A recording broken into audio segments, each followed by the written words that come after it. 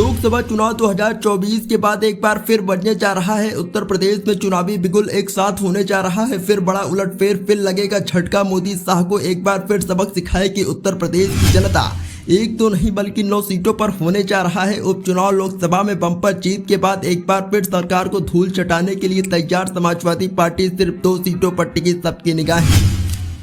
लोकसभा चुनाव 2024 में उत्तर प्रदेश में झटका खाने के बाद अब भारतीय जनता पार्टी अपने जख्मों पर मरहम लगाने का प्रयास कर रही है, लेकिन दूसरी तरफ समाजवादी पार्टी के इरादे इस बार कुछ ठीक नहीं लग रहे हैं और ऐसा लग रहा है जैसे कि समाजवादी पार्टी 2017 के बाद हुए सभी चुनावों का बदला 2024 में ही लेकर दम लेगी। अभी हाल में ही 2024 के लोकसभा चुनाव में समाजवादी पार्टी ने भारतीय जनता पार्टी की सरकार को बुरी तरह पटकनी दी है और अब उपचुनाव की तैयारियों में भी समाजवादी पार्टी जोर शोर से जुट चुकी है।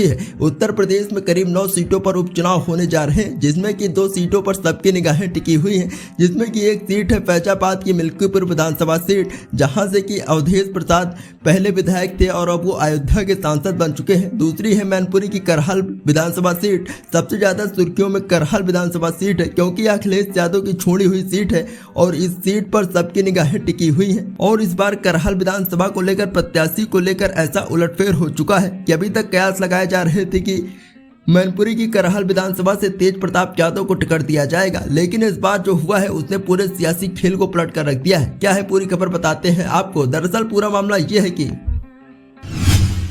लोकसभा चुनाव 2024 संपन्न होने के बाद अब उत्तर प्रदेश में राज्य की कई विधानसभा सीटों पर उपचुनाव के लिए राजनीतिक दलों की तैयारियां स्तरों पर शुरू हो गई हैं। जिन सीटों पर उपचुनाव होना है उनमें से करहल विधानसभा सीट भी एक शामिल है। करहल से समाजवादी पार्टी के राष्ट्रीय अध्यक्ष अखिलेश यादव विधायक थे। वह 4 जून को संपन्न हुए लोकसभा चुनाव में वह कन्नौज के लोकसभा सांसद निर्वाचित हुए। सांसद चुने जाने के बाद उन्होंने करहल विधानसभा सीट निर्वाचन क्षेत्र से सदस्यता से इस्तीफा दे दिया। अखिलेश यादव के इस्तीफे के बाद अब यह सीट खाली हो गई है। कुछ महीनों में भारत निर्वाचन आयोग यहां पर चुनाव के लिए तारीखों का ऐलान कर सकता है। इन सब के बीच समाजवादी पार्टी इस सीट से किसे उम्मीदवार बनाएगी, इसकी चर्चा चारों तरफ जोर शोर से हो रही है। अखिलेश यादव ने करहल सीट से इस्तीफा दिया। उस वक्त मैनपुरी के पूर्व सांसद तेज प्रताप यादव के प्रत्याशी होने का दावा किया जा रहा था। तेज प्रताप यादव को ही समाजवादी पार्टी ने कन्नौज से लोकसभा उम्मीदवार बनाया था। हालांकि बाद में उनकी जगह अखिलेश यादव खुद कैंडिडेट बन गए थे, लेकिन अब पूरा खेल पलट चुका है, क्योंकि अब करहल उपचुनाव में प्रत्याशियों की रेस में 2 नए नाम जुड़ चुके हैं। सूत्रों का दावा है कि इस लिस्ट में सोबरन यादव, जो कि 2002 में भारतीय जनता पार्टी के टिकट से करहल के विधायक बने थे, हालांकि बाद में वो समाजवादी पार्टी में शामिल हो गए थे। और अब दूसरा नाम सामने आया है डॉक्टर ज्योति यादव का। साल 2022 के विधानसभा चुनाव में अखिलेश यादव ने भारतीय जनता पार्टी के उम्मीदवार प्रोफेसर एसपी सिंह बघेल को 67,504 मतों से हराया था। इस सीट पर बहुजन समाज पार्टी के उम्मीदवार कुलदीप नारायण को 15,701 वोट मिले थे।